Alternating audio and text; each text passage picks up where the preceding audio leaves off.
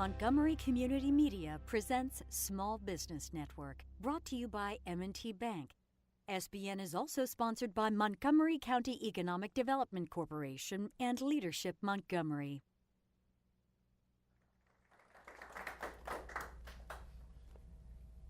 Hello and welcome to M&T Bank's Small Business Network. My name is Kelly Leonard. Every month we bring the business community together to network, to collaborate, and to share best practices in an effort to stimulate regional economic development. Today, the topic is how to accelerate small business through mergers and acquisition. And I'm joined by this distinguished panel of guests. And before we get started with the questions, I just want to give our audience and the folks here in the studio an idea of who you folks are. So first up is William, aka Billy Duffy. He's the vice president with M&T Investment Banking Group. He's responsible for advising clients in the areas of mergers and acquisitions, private placements, and corporate finance matters. Then we have Will Ferguson. Prior to joining the Baltimore Washington Business Brokers, LLC, Will worked in an array of industries handling multi-million-dollar transactions in the equipment leasing business. His focus is to help clients create business and investment-based wealth.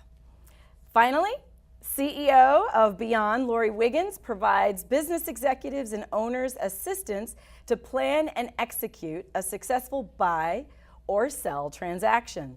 She assists business owners to improve strategy and business value. She helps buyers avoid acquiring hidden liabilities and overpaying, and she also helps sellers to achieve maximum valuation. So welcome. Thanks for joining us. Thank you. Now, before we get started, because we throw around this word small business, and we all kind of think that we're talking the same language, but we're not. And so what I'd like to do to set the stage is get a better sense of how you all are defining, when we talk about small business and mergers and acquisition, how are you all defining a small business? Is it EBITDA? Is it revenue based? So explain that to us. Sure. So this is an interesting question because ultimately there's no concrete guidance out in the market. In my definition, within M&T's corporate investment banking group, specifically actually our corporate investment banking group, is going to be very different from our small business bankers that are inside of M&T, and my definition will be different from Will's and Laurie's. But ultimately, our group views a small business as those that generate, or call it less than $3 million in EBITDA on an annual basis, which generally translates to, call it, around $20 million in revenue. So we generally work with companies that are generating over $3 million in EBITDA on an annual basis. From time to time, we'll work with smaller companies that are executing on a proven growth strategy and will be achieving that $3 million threshold in the very near future. Okay. Will, how about you? How are you defining it? Well, we focus on trades and Main Street businesses. So we look at everything from startup to about $20 million, small M&A. Laurie, how about you? So sole proprietorships are usually $1 million or less in annual revenue. Small businesses, 1 to 10 million. Mid-market is above 10 million to about 250 million. And our strength is helping people buy and sell digital businesses across these market segments. Okay. And so even when I think of the topic of mergers and acquisitions, naturally I don't think of small business. And I don't know if a lot of people are kind of in the same boat that I am. You're thinking ExxonMobil, like the big guys, right? You're not thinking of, Family Business LLC on Main Street. And so Laurie, specific to you, what are the advantages of a small business to engage in a merger or acquisition? It's a great question. Well, it's the same advantages that big businesses enjoy, and that is you grow your business faster. There's two ways to grow a business, organically or inorganically. If you're growing your business organically, you just keep doing the same thing that you're doing today. Inorganic growth involves acquisition, and studies show that companies that engage in acquisition grow faster than their organic competition. You grow your customer base faster, thus your revenue base. You can enhance your offerings so that You offer better products to your current and future clients. Also, your employees enjoy being part of a fast-growing company, so that helps you with motivation and retention. Okay, awesome. And Billy, so what type of help, if I'm thinking that, oh, I want to consider a merger or acquisition, what kind of help do you think I would need in order to successfully either sell or acquire? Sure, that's another great question. So there are a few key partners that you should utilize in an acquisition. The first is a banker or a broker. Depending on the size of the business and the profitability of the business, it may not make sense to use a traditional banker who generally is more expensive than a broker. But thankfully out there are a ton of good brokers like Will here who can assist you on a transaction that lends itself more so to a broker. A broker transaction is generally a smaller, less complex deal that often trades, I would say, and feel free to chime in here after me, regionally or locally, whereas a banker transaction is one that will require more structure, it's more complex, and ultimately it usually ends up in a broad auction that includes national and international buyers. As a banker, we would come in and we would help dimension the business, and what I mean by that is we would highlight your key investment considerations, really reinforce your growth strategies, do some pro forma analysis including understanding the true operating aspects of the business, and show normal course operating cash flows. We would manage the outreach process to the buyers. We assist in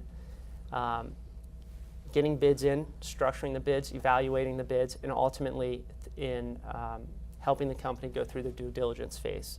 The next key advisor that's very important is a lawyer. And you don't want just a corporate lawyer. You want a transaction attorney, somebody that is focused on deals. And that lawyer will assist you in negotiating an asset purchase agreement or a stock purchase agreement, depending upon the structure of the deal. And the key here is to mitigating post-deal liability and risk, which Laurie mentioned earlier. And finally, you want a strong accountant. Ultimately, the accountant is going to help help structure things from a tax perspective. Ideally, you can also have somebody like Laurie come in on the front end and help position the company and get the company in good order to go to market. So you mentioned banker, broker, attorney, and accountant, all of whom sound rather expensive. So what would what could you expect to invest, or what would the cost be of pursuing an acquisition or a merger? And I know it differs depending on the deal, but I'm just curious. So you brought up a big point. There's no real answer that I can tell you. It really differs on the deal. We've had deals where we've seen legal fees at $200,000. We've seen legal fees at $400,000, $500,000. The accountants are usually, call it $50,000 to $100,000, and a banker is going to be paid a fee of sometimes 1.5% on a deal, if not, subject to a minimum fee as well. But those figures probably sound scary. But those fees, I'm throwing fees out that are generally used in, say, a transaction that's going around $50 to $70 million or so. So Will probably has better insight than I would on the smaller size and the fees in that arena. Sorry to put you on the spot. No, that's fine. I think when you're looking at the smaller size entities, you're looking somewhere in the range of 6 to about 15%. Total investment, total cost, what you're going to spend for the transaction. So we forgot about the insurance agent. And a lot of times these partners are already there. They're just not playing an active role. And what has to happen is you have to get them to switch their thinking from now maintaining your business to what is it that we need to do to sell this business. Maybe there's some lapses in insurance coverage. Maybe there's some things that we need to do from an accounting standpoint. So that's the thought process. But you're looking in that range as far as an expense for what we would call small business. Fundamentally, that's probably about 10 million or less. Okay. Yeah. Now, another point that you hit on, Billy, was this whole notion of due diligence. So what are some of the things that if I was looking to sell, like what would I be doing in order to prepare for due diligence? Sure. So on the sell side, depending on the size of the business and the complexity of the business, you can expect to have multiple due diligence streams come in. A buyer is likely to have an insurance and benefits stream come through and evaluate your current insurance and benefit structure and understand what that cost is, and then what that cost would be to transform it to their structure. Does that represent incremental expense that they're going to have to pay, or does it represent cost savings? So they'll do things of that nature. The best way to prepare is to have your corporate house in order and be able to pull information readily and be able to give it to the other side when requested. Okay. So on the flip side, Laurie, when I think of purchasing, what are some of the things that I would need to do in order to prepare my house, so to speak? Right. So it's very important that your acquisition strategy ideally be part of your corporate growth strategy, so that all the business owners and principals are very clear about why you're doing an acquisition. Also, you want to be characterizing your targets very specifically so that you know exactly what you're after. What's your budget for your acquisition, and how do you plan to finance it? Is it corporate stock? Is it cash? Is it debt? Typically, it's some or all of the above to spread the risk. And finally, don't fall in love with any targets. Otherwise, you could be overlooking red flags that you need to take a closer look at. So in summary, prepare and have your house in order ahead of time and remain objective. So, but how do you, let's unpack that a bit, because it's an emotional and a very expensive process or transaction. Right. And so how do you remain objective? Is it the people that you put around you, or what are some of the strategies to remain objective? Certainly having people around you that are experienced, but your strategy should include success criteria with metrics, so you can measure how well each target fulfills those metrics, and that helps you remain objective. And also having outside help, consultants, because they don't have a dog in the fight. Right. They can help you be more objective.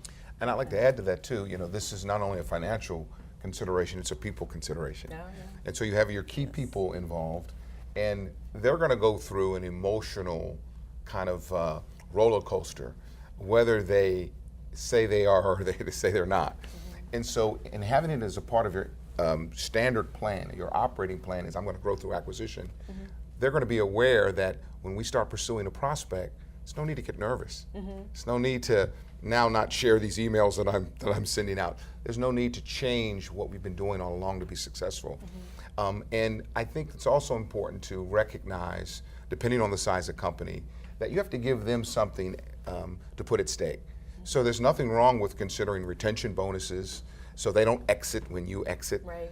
And making sure that the transition actually happens. Yeah. So let's talk about that for a minute, though, because the people factor, and having come up through corporate organizations where there were acquisitions and the anxiety and the gossip, absolutely. the rumor mill, and I would imagine that it's a much different level of anxiety if the employees know that, oh, we're looking to acquire someone as opposed to we're being acquired. So how do we as small businesses, how do we address that successfully so that there isn't that anxiety level, so there isn't a mad exodus inside of our company? Yeah, again, it's planning, and I go back to what Laurie said. It's planning and communication. So here's who we are, here's how we're going to grow. We're going to have an acquisition every 3 years.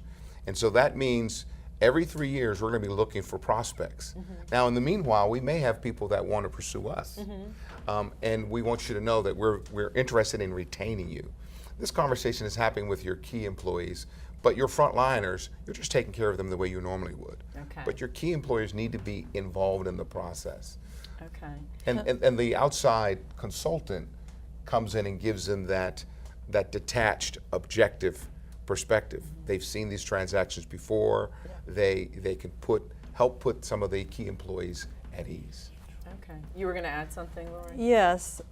For the company that's being acquired, those employees, over communication is a good thing. And as the deal closes and you're starting to integrate, that you get with those employees right away and help them understand their place in the new world order, and help them understand who their colleagues are, who they report to, what their job description is, so that you don't have them either fly out the door or try to undermine the new order. Yeah, one other thing I would say is, from a sell side, if you are selling your company, you should, and you do care about your people and you care about the business on a go-forward basis, you should do the best job you can to kind of keep their compensation and benefits, aka the total package, as similar as it was under your regime. So that is often a key component of our deals when we're negotiating on the sell side, because it helps keep your employees at ease to know that it's as close as it could be. It's unlikely that everything will remain exactly the same, but you want to try to minimize the change to your employees through benefits and salary and all of that jazz. Okay. So in terms of trends that you all see, because I know recently it seems like I've seen a bunch of emails, and I've talked to some of my colleagues, and they're getting these unsolicited sort of requests for, oh, I want to buy your company. How do we determine, well, actually, okay, Will, what makes a small business attractive to a buyer? And then as a small business receiving those unsolicited sort of emails, hey, we want to look, how do you separate fact from fiction, truth from fiction in that scenario? Right, well, there's a two-part question there. So the first part is, what's attractive? Right. And historically, when you look at Main Street businesses, what they've done is they've either brought themselves a job because they want to pursue something that they love. Could be baking, it could be woodworking. They've created themselves a nice steady job where they control their schedule. When you scale up a bit, now you have income that you can actually walk away from. And so in understanding that, you have to look at what's really attractive, and that is the profits. Okay. People are buying a revenue line, and so the most important thing I bring to my client's attention first is, so let's look at this in a quick overview. What are the profits that we're trying to attain? Then you look into some of the other specifics. How are those profits arrived at? Okay. What's the customer count? What's the customer relationship like? What's the term of the agreements? How well is the agreement written? All of those things get dissected as a part of the due diligence. Okay. But I say day one, profit is the first thing that you're looking at. In some of the industries that are very popular right now, the tech world, culture is very important. But as a business broker, I'm asking my clients to look at profit, number one. Okay. So then back to the unsolicited question, though, because these folks, when they email you, they have no idea, because you're a small business, closely held. They don't know what your revenue might be, what your profit is. So what's that whole phenomena about? So if you're a seller and you receive an unsolicited bid, say you're not even trying to sell your company, buyers kind of come in two flavors. One is financial, the other strategic. So the financial buyers are looking for a fire sale. They'll buy distressed companies. Either they're having business problems, or owners need to sell due to illness, divorce, or other personal circumstances. And they will come in, improve the company, and turn it around within 4 to 7 years, versus a strategic buyer who's buying the company for its products, for its customers, for the markets that it's in, and they're likely to pay a higher price. So it's good to evaluate who you're dealing with, and then there are strategies to move on from there. Laurie brings up a good point. The fundraising that's occurred post the Great Recession is through the roof, and there is a lot of money on the sidelines right now, both from a strategic standpoint. You know, I forget the exact number. I can look this up and get back to you to put it out. But the S&P 500 companies have, excluding banks, have extraordinary amount of cash on the sidelines right now that they're going to put to use. And then on top of that, you know, your private equity buyers, your financial buyers that Laurie mentioned, have raised significant amount of cash. So right now you have all this cash on the sideline. Growth is okay. It's going along.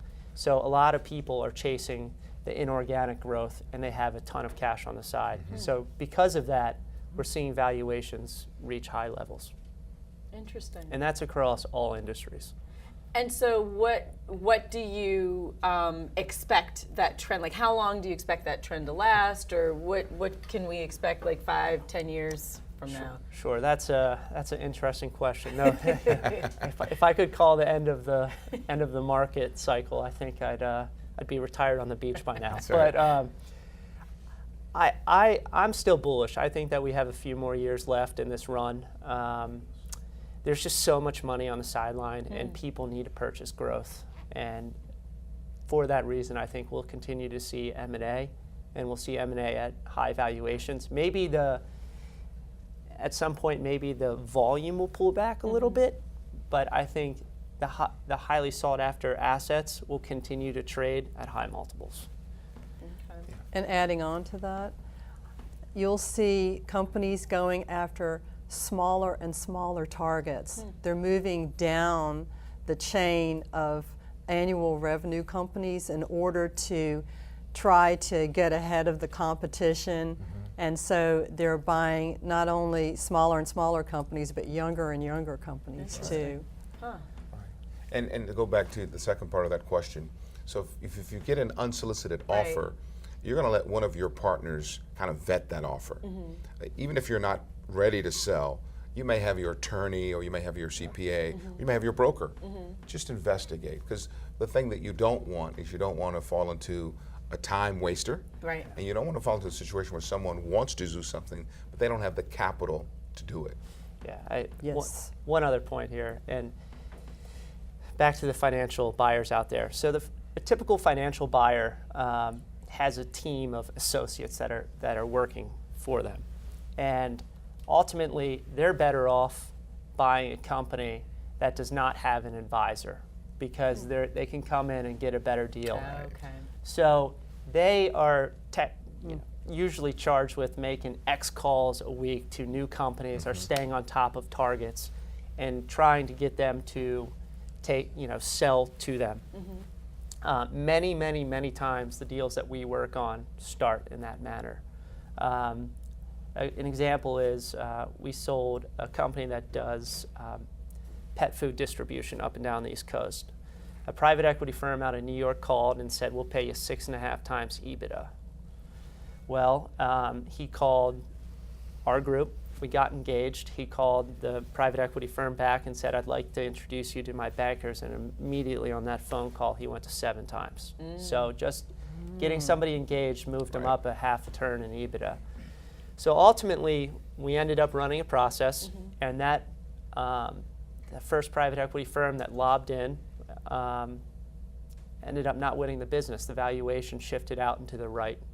So it's very important when you do get an unsolicited offer, in my opinion, that you think has some legs to it, you test it out by bringing an advisor in. Absolutely. And trying to understand if it's real or if they're just kicking the tires. And if they are if it's real, it's worth maybe running kind of a broader auction, not going to 3,000 people, but maybe you go to 5 of your most logical buyers, put together an information packet, get out to them, see where the market is, if there's any interest, and then you have more than one dog in the race or one horse in the race, and you can see from a valuation standpoint. And keep in mind, valuation isn't always the end-all be-all. There could be structural issues. There could be cultural issues. So sometimes just because the guy offers the most money doesn't mean it's the best deal out there. Exactly. Yeah. Gotcha. Good point.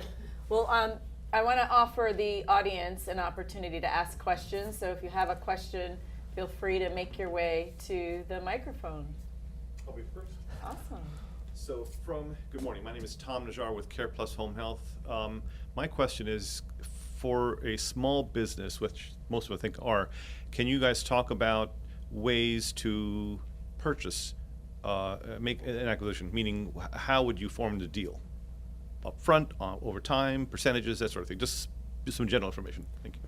Well, if I can take that question, most of our transactions in the Main Street trade industries, most of them involve some form of seller financing. And when I say most, I mean like greater than 60%. So the seller's involved in either A, I'm holding the note with a substantial down payment, 20, 30%. B, I'm assisting with some of the settlement costs. Or C, we're agreeing on this price, but your payments, you're going to get some at settlement, and you're going to have a payment schedule based on the transition plan and actually implementing that plan, which typically means the seller's around for 60 days to a few years. So typically, that's the case. In the case where the buyer cannot have that opportunity, then we bring in someone from M&T. and we try to engage them to look at ways they can finance the deal. And most of the time they're going to do a really great job in the due diligence and looking at whether their product is scalable or their service makes sense, what additional products and services can be added to the mix. They do a real good job in creating different perspectives for the buyer to look at why I should go into debt to buy this business. Other questions?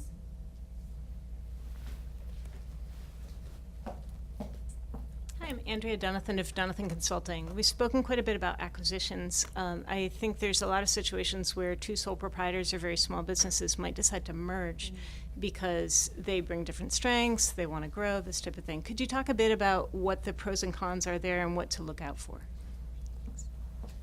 You want to take that? Laurie, you deal with sole proprietors more. If you want. Sure, I'm happy to take that on. So when you're integrating any two companies, whether they're small or big, you need to take a look at all aspects of the company because you're merging not only your people, but your systems, your data, your tools. So before you close on that deal, you're planning that integration. And you're also estimating how many people it's going to take to do it, how long, how much. And you go through and make decisions and prioritize which systems and data are going to be integrated first, second, third. And once the deal closes, you've got that plan and you go implement. And also, if you are thorough about your due diligence, you've identified some of the weaknesses and the risks that you need to watch out for.